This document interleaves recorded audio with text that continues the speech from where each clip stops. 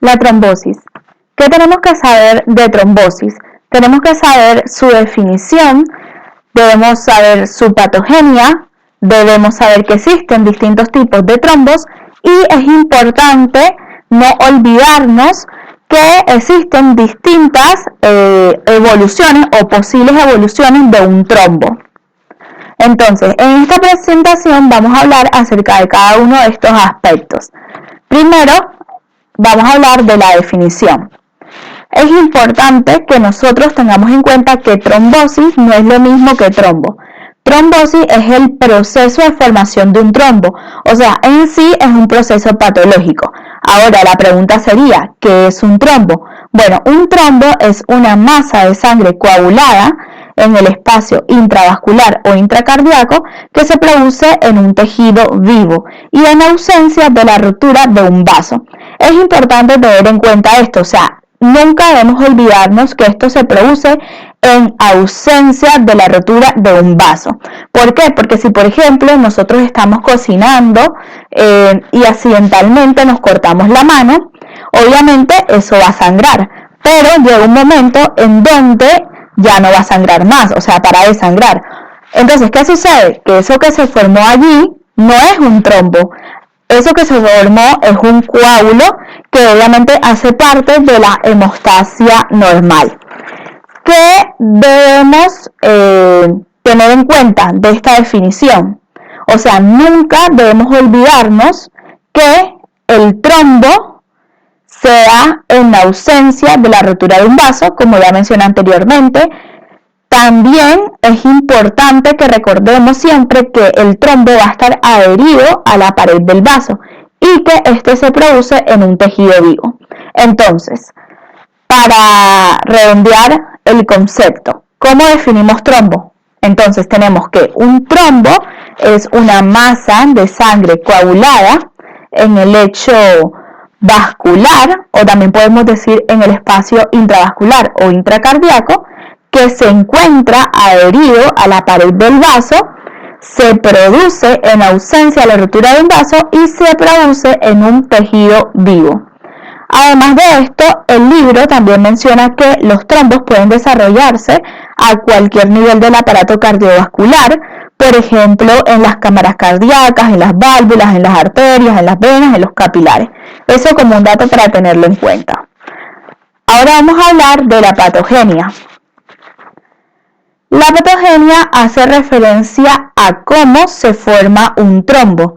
Y bueno, tenemos que un trombo se forma gracias a la triada de Virchow. La triada de Virchow son 3 alteraciones primarias que ocasionan la formación de trombos. En esta presentación no vamos a hablar muy a detalle acerca de la triada de Virchow, porque ya hay un video donde solamente se habla de este tema, o sea, de la triada de Virchow. Vamos a repasar los aspectos que podemos destacar para no olvidarnos de este tema. Entonces, como mencioné anteriormente, ya sabemos que la triada de Virchow son 3 alteraciones primarias que ocasionan la formación de trombos.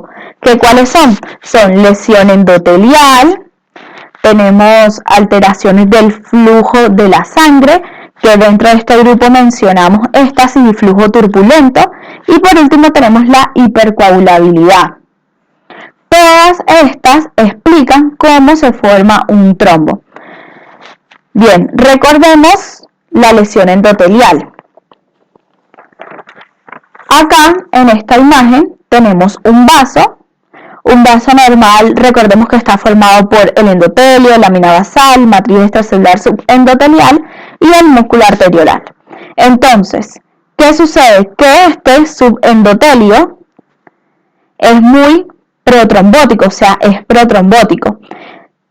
Y entonces, ¿qué sucede? Que todos estos elementos protrombóticos normalmente no están en contacto con la sangre, por lo tanto, en una situación normal no pasa nada. Pero ¿qué sucede? Que si se presenta una lesión endotelial, como en esta imagen, que es la imagen inferior, ¿qué va a pasar? Que se estaría exponiendo este subendotelio, que como dijimos antes, es protrombótico. Y como consecuencia se va a formar un trombo. Un ejemplo de lesión endotelial, por ejemplo, valga la redundancia, puede ser una placa de ateloma ulcerada. Ahora, en cuanto a las alteraciones en el flujo sanguíneo, ya sabemos que estas incluyen tanto la turbulencia como la éstasis. En cuanto al flujo turbulento, este produce dos cosas. Produce lesión endotelial y también hace que las plaquetas que normalmente van por el centro del vaso tomen contacto con el endotelio, por lo cual se va a formar un trombo. O sea, por esos dos motivos es que el flujo turbulento predispone a la formación de un trombo. Por ejemplo, bueno, tenemos acá esta imagen. Tenemos un vaso que está bifurcado. ¿Qué sucede? Que normalmente el flujo sanguíneo es laminar, pero en esta zona, en la zona de la bifurcación, se forma turbulencia. ¿Y qué dijimos antes que produce? Lesión endotelial, que en esta imagen en este dibujo está representado por esas líneas amarillas, y también esa misma turbulencia, lo que hace es que produce que las plaquetas tomen contacto con el endotelio. Entonces todo esto va a predisponer a la formación de un trombo. Ahora, en cuanto a éstasis, hay que recordar que la éstasis es el enlentecimiento del flujo sanguíneo. O sea, vamos a tener un flujo sanguíneo lento. Esto predispone a la formación de trombos venosos. Hay que pensar que la sangre va más lenta. ¿Y qué sucede? Que los elementos de la sangre, o sea, los elementos formes de la sangre, podemos decir que de cierta forma van a marginarse. O sea, van a tomar contacto con el endotelio. Entonces, ¿qué sucede? Que por eso se dice que la éstasis predispone a la formación de trombo, porque todos estos elementos formes de la sangre van a tomar contacto con el endotelio. Entre las causas de éstasis podemos mencionar el infarto de miocardio y también pues el aneurisma, porque en estos casos el flujo está enlentecido. Ahora tenemos la hipercoagulabilidad. Esto es cualquier alteración en la sangre que va a predisponer a la formación de un trombo. El libro cita textualmente que la hipercoagulabilidad, la podemos definir como cualquier alteración de las vías de la coagulación que predispone a la trombosis. ¿Qué sucede? Tenemos dos grandes grupos que hay que tener en cuenta, no los podemos olvidar, que van a ser procesos primarios o genéticos o procesos secundarios o adquiridos. O también los podemos llamar causas primarias o causas genéticas o causas secundarias o causas adquiridas. Bien, en cuanto a las causas primarias o genéticas, la más frecuente es la mutación del factor 5 y la mutación de la protrombina. Ahora, en cuanto a las causas secundarias o adquiridas, en este grupo podemos mencionar la inmovilización, o sea, estados prolongados de inmovilización. Esta es la razón por la cual, después de una operación, se trata de hacer caminar al paciente cuanto antes. Es justamente porque se sabe esto. Y uno lo que está evitando, obviamente, es que ese paciente presente una trombosis, entre otras cosas, obviamente. En este grupo de causas secundarias o adquiridas también podemos mencionar la coagulación intravascular diseminada y también el infarto agudo de miocardio. Bien, ahora que ya vimos la patogenia, ahora vamos a hablar de los distintos tipos de trombos. Antes de hablar de los distintos tipos de trombos, hay que saber que existen las líneas de SAM. El libro menciona textualmente que los trombos tienen frecuentemente líneas de SAM. Estas líneas de SAM son como especie de unas laminaciones macroscópicas y microscópicas que corresponden a depósitos de plaquetas y fibrinas, que en este caso serían líneas pálidas, y estas se alternan con otras capas más oscuras que son ricas en eritrocitos. Estas líneas indican que el trombo se formó en sangre que fluía, y esto nos permite distinguir los trombos previos a la muerte de los coágulos no laminados que se forman tras la muerte. Esto es lo que dice el libro textualmente. Ahora, vamos a tratar de razonar esto que dice el libro. ¿Qué sucede? Estas líneas de SAM, obviamente, son líneas. ¿Y qué va a pasar? Que si tenemos un trombo, el trombo va a tener líneas oscuras y líneas más claras. Recordemos la definición de trombo. Trombo es una masa de sangre coagulada en el espacio intravascular o intracardíaco que está adherido a la pared, se produce en ausencia de rotura de un vaso y en un tejido vivo. Además, podemos decir que un trombo está formado por glóbulos rojos, plaquetas y fibrina. Entonces, ¿qué sucede? Que en las líneas más oscuras, acá tenemos un dibujo donde está representada esta línea oscura. ¿Y qué va a pasar? Que esta línea esta línea que está más oscura, podemos decir que está formada por glóbulos rojos. Ahora, las líneas más claras, en este caso vamos a encontrar plaquetas que van a estar unidas por fibrina. O sea, que estas líneas de SAM son, es como una alternancia de líneas claras y líneas oscuras. Esto es importante, ¿por qué? Porque estas líneas de SAM nos está diciendo que ese trombo se formó mientras que la sangre circulaba. Y esto es importante tenerlo en cuenta, ¿por qué? Porque el coágulo post-mortem no va a tener esas líneas de SAM. Y además, este coágulo post-mortem no va a estar adherido a la pared. El libro menciona textualmente, en relación a estos coágulos post-mortem, el libro nos dice que estos frecuentemente se pueden confundir con trombos venosos. Trombos venosos que ocurren antes de la muerte, que ahora más adelante vamos a ver las características del trombo venoso. Además menciona que estos coágulos post-mortem son gelatinosos, tienen una parte rojo oscuro, declive, en la que se depositan los eritrocitos por gravedad, y tienen una parte superior que se dice que se encuentra en grasa de pollo y tiene color como amarillento. Y en general estos no están anclados a la pared subyacente. Entonces, teniendo en cuenta todo lo que mencioné anteriormente, ahora sí vamos a hablar de los distintos tipos de trombos. Vamos a tener trombos murales, arteriales y venosos. En cuanto a los trombos murales, estos se dan en cavidades de luz amplia. Esto es, por ejemplo, en el corazón o en la aorta. Estos trombos murales, ya dijimos que se dan en estas estructuras de luz amplia, pero es importante tener en cuenta que es muy probable que estos trombos embolicen. El libro menciona específicamente que estos trombos murales son trombos que se localizan en las cámaras cardíacas o la luz de la aorta.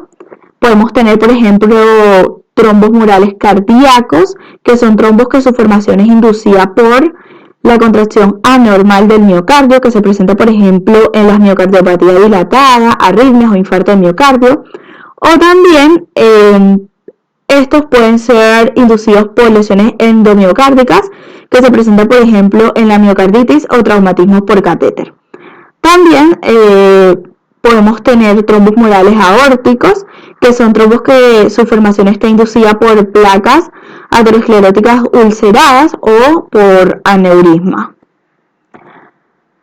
Un concepto que es importante que tengamos en cuenta es el de vegetaciones. Se llama así a los trombos de las válvulas cardíacas. Esto es importante tenerlo en cuenta. Ahora, también es importante saber que se pueden presentar, por ejemplo, endocarditis infecciosa, que en este caso lo que sucede es que las bacterias u hongos que son transportados por la sangre, ¿qué pasa con esos? Que ellos se pueden adherir a las válvulas lesionadas o pueden producir directamente lesiones valvulares. Pero hay que tener en cuenta que en ambos casos las lesiones endoteliales y las alteraciones del flujo pueden inducir la formación de grandes masas trombóticas. También se pueden presentar, por ejemplo, endocarditis trombótica no bacteriana. Este caso se relaciona con que puede aparecer vegetaciones estériles en válvulas no infectadas de pacientes con cuadros de hipercoagulabilidad. Ahora vamos a hablar de los trombos arteriales. Es importante tener en cuenta que en la macroscopía estos son trombos blancos. Estos se localizan en focos de lesión endotelial o turbulencia. Suelen crecer de forma retrógrada desde el punto de inserción. ¿Esto qué quiere decir? Bueno, en esta diapositiva tenemos un dibujo. Supongamos que esto es un vaso y la sangre va así, o sea, va hacia abajo. Ahora, supongamos que esto es un trombo, este es el trombo que está pegado acá a la pared. ¿Y qué va a pasar con este trombo arterial? Va a crecer hacia atrás, o sea, va a crecer hacia arriba. O sea, va a estar creciendo hacia el corazón. Por eso se dice que crece de forma retrógrada. Bueno, estos trombos arteriales son frecuentemente oclusivos, se localizan generalmente en la arteria coronaria, la arteria cerebral, la arteria femoral. Se corresponden con una trama friable de plaquetas, fibrina, eritrocitos y leucocitos en degeneración. Y estos trombos se suelen superponer sobre placas de aterosclerosis rota. Pero otras lesiones vasculares, como por ejemplo vasculitis o traumatismos, también pueden ser el origen de estos trombos. Bien, ahora vamos a hablar de los trombos venosos. Estos trombos venosos en la macroscopía son trombos rojos. Esto es importante tenerlo en cuenta para poder diferenciarlo de los trombos arteriales. Entonces, ¿qué sucede? Que estos están más relacionados con la éstasis, o sea, con ese flujo sanguíneo lentecido, y son rojos, ¿por qué? Porque lo que hace, o sea, esa éstasis lo que hace es que, que los glóbulos rojos se marginen, y por eso es que toma ese color rojo. Se forman principalmente en venas del miembro inferior, pero también puede formarse en otras venas, y tienen un crecimiento anterogrado, que ahora vamos a explicar cómo es. Específicamente, el libro menciona que estos se localizan en lugares con éstasis, como ya mencioné anteriormente. Estos suelen crecer extendiéndose en la dirección del flujo. Así dice el libro textualmente, que es lo mismo que mencioné anteriormente cuando dije que tiene un crecimiento anterogrado. ¿Cómo va a ser ese crecimiento? Bueno, acá en esta diapositiva tenemos este dibujo. Entonces, supongamos que este es el sistema venoso, esto que está en azul. Y la sangre va a ir hacia arriba, como la flecha azul, que va hacia arriba, o sea, hacia el corazón. Ahora supongamos que esto es un trombo, se encuentra ahí adherido a la pared. ¿Y qué sucede? Que este trombo venoso va a crecer hacia arriba. O sea, también va a estar creciendo en dirección hacia el corazón. Eso quiere decir anterogrado.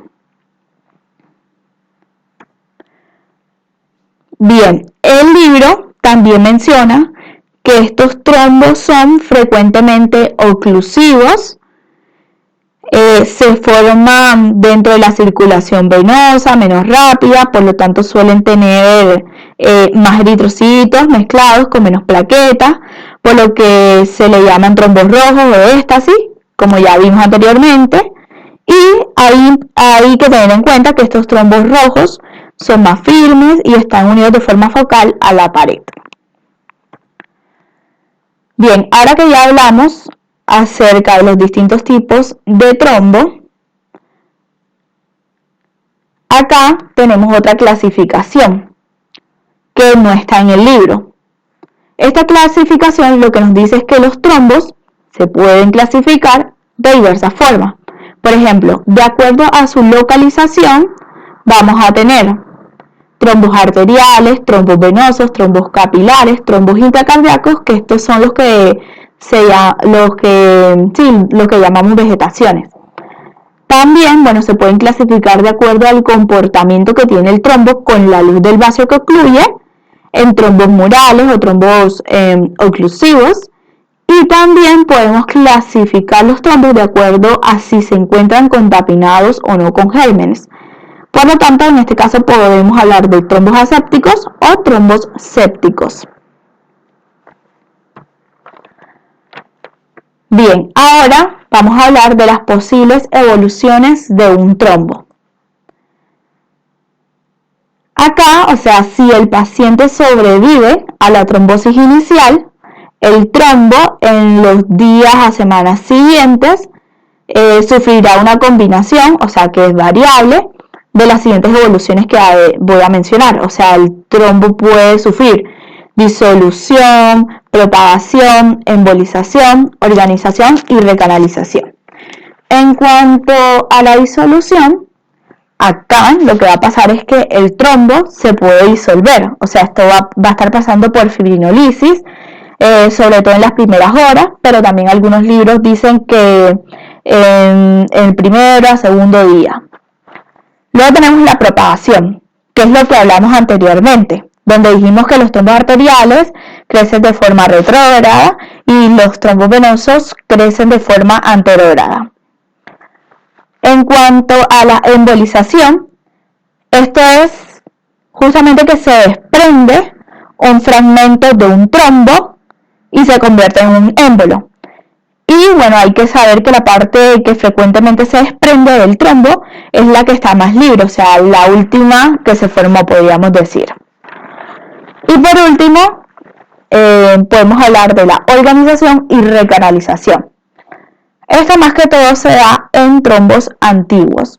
Lo que va a pasar es que va a empezar a crecer sobre ese trombo células endoteliales, células musculares lisas, fibroblastos.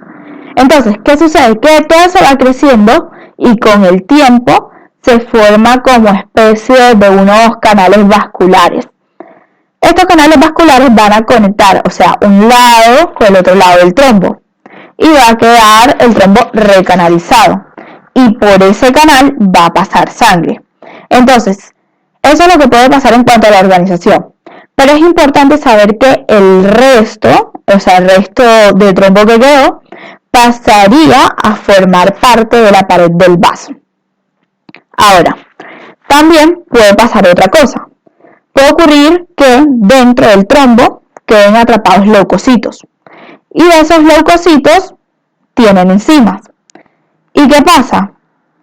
Que en el centro del trombo puede pasar que empiece a haber como especie de una degradación enzimática por esas enzimas de los leucocitos.